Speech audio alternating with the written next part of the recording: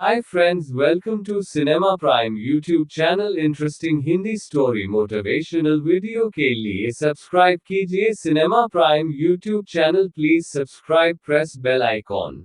सेविका पत्र लेकर शहजादे के पास जा ही रही थी कि खत रास्ते में गिर गया। थोड़ी दूर जाने के बाद उसे इस बात का एहसास हुआ। वह वापस जब उसी रास्ते पर गई तो जौहरी को पत्र पढ़ता हुआ देखी।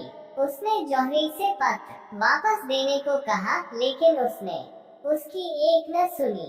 वह खत लेकर अपने घर आ गया और सेविका भी उसके पीछे पीछे उसके घर आ गई। जौहरी ने पत्र एक तरफ रखते हुए सेविका को बैठने का इशारा किया। सेविका बैठ गई और इतने में जौहरी ने कहा कि उसे पता है कि यह पत्र शमसुन्निहार ने शहजादा अबुल हसन के लिए लिखा है। ये सुनते ही सेविका डर गई। जौहरी ने कहा कि वह ये खत वह उसे रास्ते में ही दे सकता था, लेकिन उसे उससे कुछ पूछना है, इसलिए वह उसे यहाँ लेकर आया है। जौहरी ने पूछा, तुम सच बताना कि तुमने ही शहजादे से कहा है, ना कि मैंने उस व्यापारी को शहर छोड़ने के लिए उकसाया था। सेविका ने सब कुछ मान लिया कि उसने यह बात कही है। ये सुनते ही जौहरी बोला, मैं तो खुद चाहता हूँ कि अब व्यापारी की जगह मैं उनकी मदद करूँ। उसने सेविका को भरोसा दिलाया कि वह अपनी जान जोखिम में डालकर भी उनकी मदद करेगा और उसने शमसुन्निहार से भी सारी बात बताने को कही।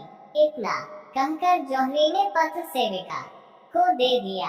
साथ ही उसने कहा कि शहजादे को वह उनकी सारी बातचीत बताए और शमसुन्निहार के पत्र के उत्तर में शहजादा जो लिखे उसे भी वह लौटते समय दिखाती जाए। जौहरी की बात मानते हुए सेविका ने ऐसा ही किया। उसके बाद वह शमसुन्निहार शहजादे का पत्र लेकर पहुंची और उसने जौहरी के साथ हुई सारी घटना भी बताई। अगली सुबह सेविका जौहरी के पास गई और उसने कहा कि जौहरी के नेक विचार जानने के बाद शमसुन्निहार उनसे मिलना चाहती है और उन्होंने उसे महल आने को कहा। ये सुनकर जौहरी परेशान हो गया और उसने कहा कि इब्न ताहिर व्यापारी को महल में सभी जानते थे, इसलिए वह बिना रोक टोक महल में जाता था, लेकिन उसे तो कोई नहीं जानता। सेविका ने उसे बहुत समझाया, लेकिन जौहरी महल में जाने के लिए तैयार नहीं हुआ।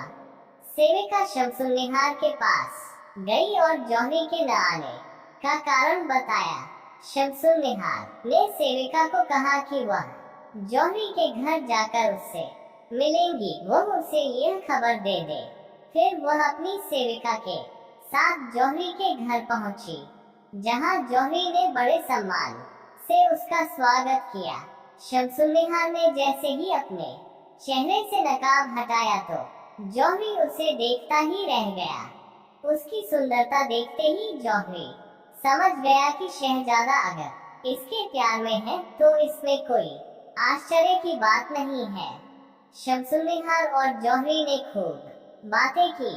बातों बातों में शमसुन्निहार ने जौहरी को धन्यवाद किया और अपने मन का सारा हाल बताकर वहां से चली गई।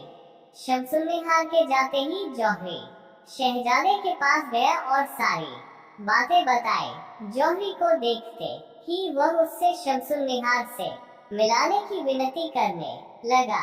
जौहरी ने कहा कि उनका राजमहल या जौहरी के घर में मिलना सही नहीं है, इसलिए वह एक सुंदर भवन को किराए पर लेगा जहां शमसुन्निहार और शहजादा बिना किसी डर के मिल सके। ये सब सुनने के बाद शहजादा खूब खुश हुआ।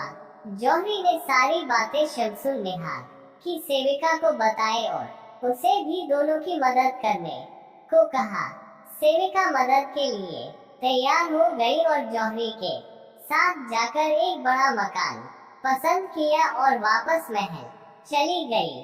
हालांकि वो कुछ देर बाद फिर जौहरी के पास वापस आए और उसे अशरफियों की एक थैली दी। उसने कहा कि यह उसकी मालकिन ने दी है ताकि जौहरी उस बड़े मकान की सजावट करवा सके। सेविका के जाने के बाद जौहरी ने अपने दोस्तों के यहाँ से कई सोने चांदी के बर्तन और सजावटी सामान से उस मकान को सजा दिया। सारा इंतजाम करने के बाद जौहरी शहजादे को लेने गया और शहजादा भी तैयार होकर जौहरी के साथ चल पड़ा। जौहरी उसे सुनसान रास्तों से होकर बड़े मकान में ले आया। शहजादा वह बड़ा मकान और उसकी सजावट देखकर काफी खुश हुआ। वही दिन ढलते ही शमसुन्निहार अपनी खास सेविका और अन्य दासियों को लेकर वहां आ गई। शहजादा और शमसुन्निहार ने जैसे ही एक दूसरे को देखा तो उनकी खुशी का ठिकाना नहीं रहा।